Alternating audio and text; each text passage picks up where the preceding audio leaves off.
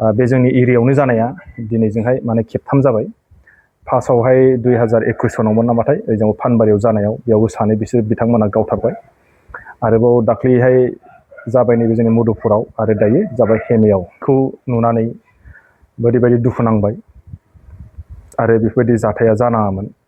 दायो बिथांमोननि दाया माने बाराद्राय जानाय बायदि मोनदों आरोखि। माने आखायाव सिलाय दं होननानै जाला मेलाखौनो गावगारलाबायबा बा फायरिं होलाबायबाथ' जानाय नङा होमबा? आरो जाथायाबो जाया नङा बारे बारे जाबाय। बे गावलायनाय जाथायाव जानानै जाय जायगायाव माने गावलायदों होननानै सासे मानसिखौ जोंनि आसाम पुलिसा लांदोंमोन आरोना। आसाम पुलिसा लांनायनि बेलायावहाय माने जायगाखौ देखायहै होननानै लांदोंमोन आरोना। बेयाव लांनायाव मा जाहैबायनो आसाम पुलिसनि आखाइनिफ्राय माने अरुणाचलिफोरा माने पाब्लिकफ्रानो सेख'लायनानै लांलायलायनाय बेफोरबायदि जाथाय जादों आरो बिराद लासिं सिं बाथ्रा आरोखि। माने सासे माने आसाम पुलिसनि आखाइनिफ्रायनो लांलायलायनाय बेफोरबायदि जाथाया माने खोनायोब्ला दुखु नांथाव आरोखि। माने सेफ गैयि बायदि मोनो आरोखि। हेलौ, गुड इभिनिं बयनिसिमबो आंनि गोसो गोरबोनिफ्राय गिबि गिबियावनो अननाय आरो सिबिनाय जासिहरबाय नोंथांमोननिसिम। दिनैहाय आङो मोनसे आपडेट लाना फैलायबाय। नैबे जोंहा अरुणाचल आरो आसामनि जिथुनाखि मैया नि दाङाबाजिखौ लानानै आङो नोंथांमोननो मोननैसो बुंनानै होनो नागिरबाय। जाहाथे मैया जाबायदि गावलायलायनाय जादोंमोन, गावनानै जोंनि आसामनि 9 जन मानसिखौहाय घायल खालामदोंमोन, बिथांमोना दिनैसिम जेबो जायाखै। दायो बयबो बे 9 जनाबो मोजाङै मोजां माने मोजां लामायाव फैफिनबाय आरोखि। ओमफ्राय दा मोनसे खोथा जाहैबाय नैबेसो, खिन्थु जायगानि माखासे परिबेगासो दासिमबो सोलायाखै आरो बिनिख्रुइ माने बांसिन दुंहाव थासारिसो जानो हमदों जोंनि नैबे गगामुग मिमां एरियायावहाय। आंनिफ्राय मोनसेल' खावलायनाय, जाहाथे जोंनि मानसिफोरा ओरैनो फिसा आरो नर्मेल होननानै बे जाथायखौहाय साननानै लानाङा। बे मोनसे ओरैबायदि गिदिर इन्सिडेन्ट आरो बे जायगाया दायो ओरैबायदि माने गिख्रंथाव जानानै फैगासिनो आरो जानो थांगासिनो दं आरोखि। माबोरै जाहैबाय, अरुणाचलनि मानसि फैयोबा जोंनि मानसिया एटेक खालामो आरो बिथांमोनहाबो हिसाब लाबाय थायो जोंनि मानसिया अबेबाफोर माबा मोनसे जाबाय नामा बा बिसोरो एटेक खालामबाय नामा। आरो एटेक खालामखांनायनि उनाव जोंनि गभर्नमेन्टनि जिथुनाखि प्रखाखन बा बिथांमोननि प्रखाखन मा जेनेबा बिथांमोननि पुलिस आरो जोंनि आसामनि पुलिस बिथांमोनजोंहाय कानेक्सन थालायलायनानै मानसिखौ आगार हरफिनलायनाय जायो। बेनि बेलायावहाय सोरबायदि मानसिया बेखौ एटेक खालामदों आरो माबायदि मानसिया एटेक खालामदों बिथांमोनहा बैफोरनि सायाव रिपर्ट लालायलायनाय जायो आरो। बे बेलायावनो जुदि सोरबाफोरा जुदि सिनायलायनाय बा सिनायजालायोबा निस्सय माने बेवहाय टारगेट मोनसे थानाय बायदि जायो।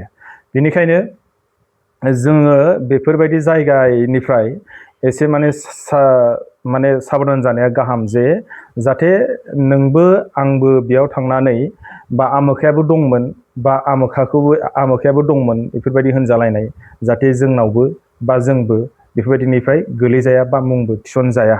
बेबायदि जुदि थायोब्ला गाहाम जागोन होननानै आं सानो आरोखि। मानो होनना बुङोब्ला माने दायो जायगानि माखासे थासारिया ओरैबायदि गाज्रि जाबाय, जुदि अरुणाचलनिखौ फैयोबा जोंनि आसामनियाबो जुदि हमथानानै लाखियोबा बा बिथांमोनखौ जुदि मा खालामगोन मिथिया।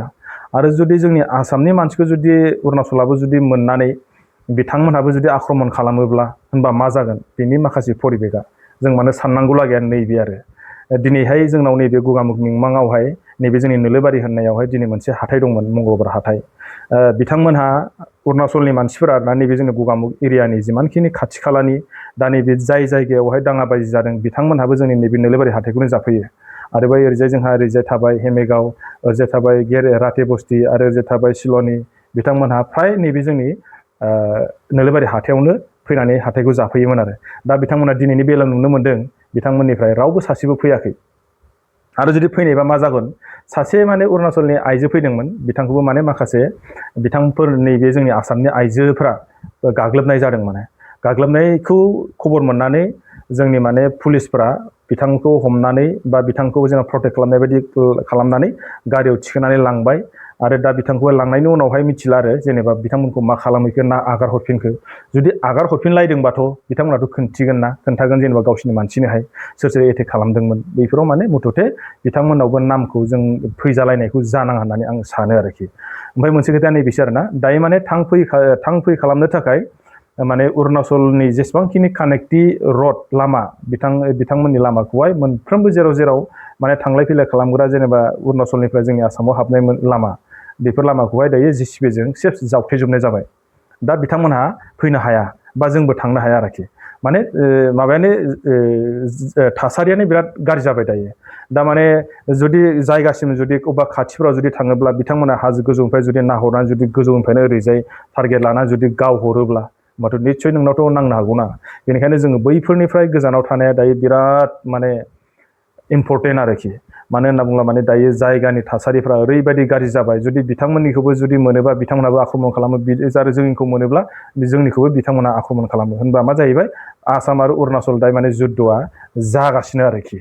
खिन्थु गोजाननि मानसिफ्रा साननो हागौ माने बिराद माने सिम्पल बा गोरलै, ओरैनो जेनेबा ओरैनो माबासो जादों बेफोरबायदि आरोना। खिन्थु माने गोरलै नङा बियो, माने ओरैबायदि माने डेन्जाराव थांबाय दं, माने बिराद माने माबायाव गाज्रि परिबेगाव थांबाय दं। ओंखायनो माने सोरबाफ्रा जुदि दासिमबो जुदि मिथियाखैब्ला बा सोरबाफ्रा माने मिथियाला हसिया जुदि आमुक जायगायाव थांनांगौ मानांगौ होनना जुदि थाङोबा निस्सय माने बेवहाय खैफोदा फैनो हागौ बा माबा मोनसे जाथाय जानोबो हागौ।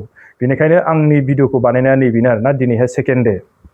बे सेकेन्ड डेआवबो आं भिडिअखौ बानायनाया बेनो, जाहाथे सोरबाफ्रा साननो हागौ माने मिलायबाय खोमा बा माबा मोनसे माबायाव रायलायलायनायनि बेलायाव फैबाय खोमा, बेबायदि साननो हागौ। सोरबाफ्रा नङा, दायो जेबो रायलायनायनि माबायाव फैयाखै, समाव फैयाखै, आरो जेबो माने बेफोरबायदि समाधाननि लामायावनो फैयाखै। दायो माने बांसिन आरोबाव माने गोख्रोंनिफ्राय गोख्रोंसो जानो हमगासिनो आरो जागासिनो आरोखि।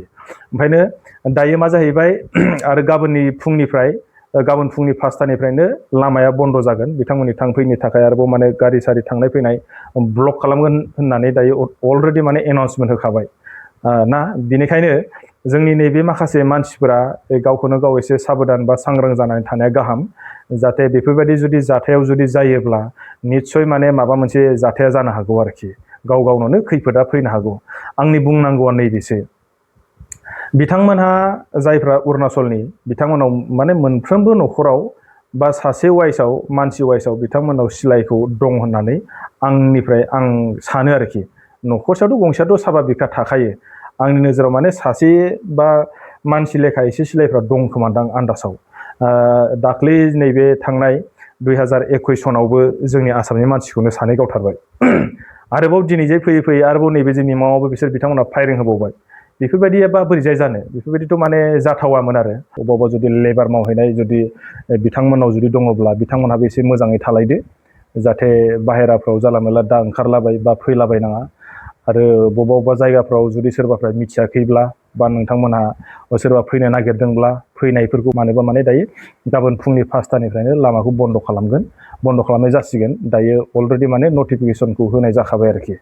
ओंखायनो स्टेसना माने दायो बांसिन माने गोरानिफ्राय गोरा जादों आरो। जोंनि माखासे मानसिफोराबो बयबो एसे सांग्रां जानानै थानाया गाहाम, नङा होमबा? आं बेखौनो दिनैहाय भिडिअ मोनसे लाना फैदों आरोना।